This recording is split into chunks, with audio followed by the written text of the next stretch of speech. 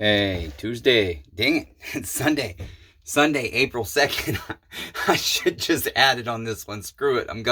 There's a blooper for you guys that I'm not gonna edit out. I'm trying to timestamp the videos for me so I can put it into notes, and some of them I can give you the dates.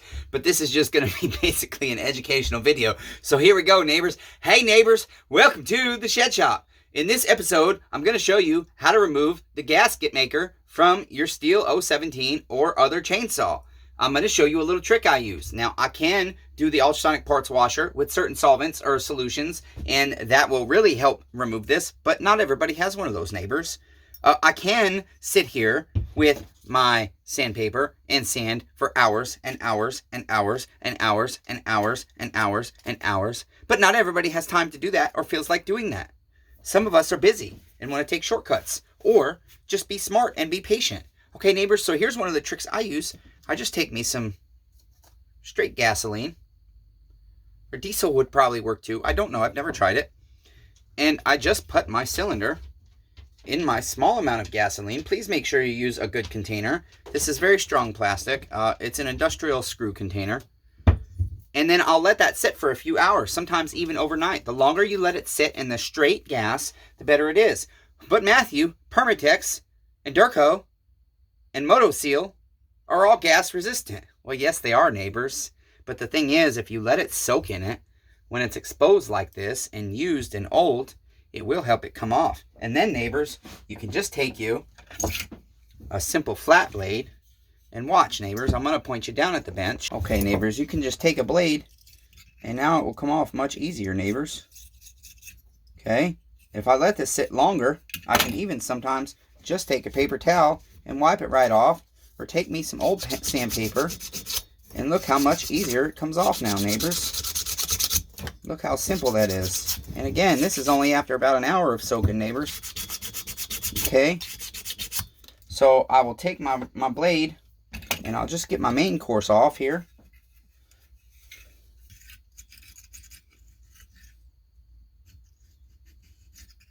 And even if you don't want to soak it in gas, neighbors, this is the process you go through. Just take your razor blade or a flat screwdriver very carefully. See, I'm not having to do much there because it's already been loosened by the gasoline.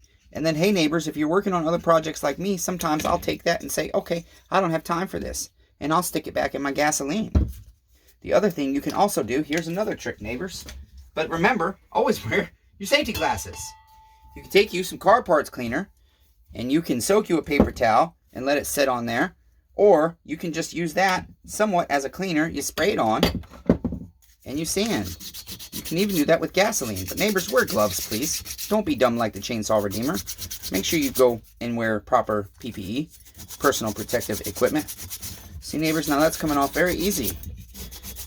And since Chainsaw Redeemer has multiple projects going on, if you follow the channel, I've just cleaned Desi's heart of his saw. The former drug addict rebuilds cancer survivors MS170. His heart is clean. His saw, I thought, was going to be the first project today, but unfortunately other things were going on. And so hopefully I'll be doing his saw tonight. Right now this is John B's 07 or MS170, and I believe John B is going to buy his saw back, I think is the way we worded it. Because it's not going to be that expensive. It's going to be the price I quoted him, and he's got 2 young boys, and this is just a perfect saw for a young man to learn a chainsaw. It only weighs 10 pounds, and you can run as little as it's with a 14-inch bar, it's 10 pounds. You can run as little as a 12-inch bar and chain on this. It's very light. It's only 30 cc. It's a perfect limbing saw. It's a perfect light firewood saw. Really great all around. I've even cut entire trees down and cut them up into wood with this 20-inch trees with a 16-inch chainsaw. Okay, neighbors? So that's it, neighbors. That's all you got to do. And then on your pan, you've got the little groove, and you've got to take a pick or something. I'll show you the pan. This one is almost clean. We will sand a little bit more, okay? You've got to take a pick, and you've got to clean that groove out.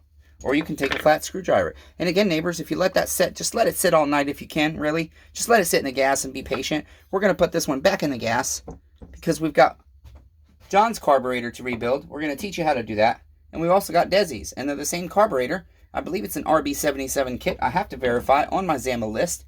And then we'll do a how-to video on rebuilding that carburetor for you for your STIHL 017 through 180. Until next time, neighbors, be kind to everyone, for we're all facing our own battles. Okay, bye, neighbors.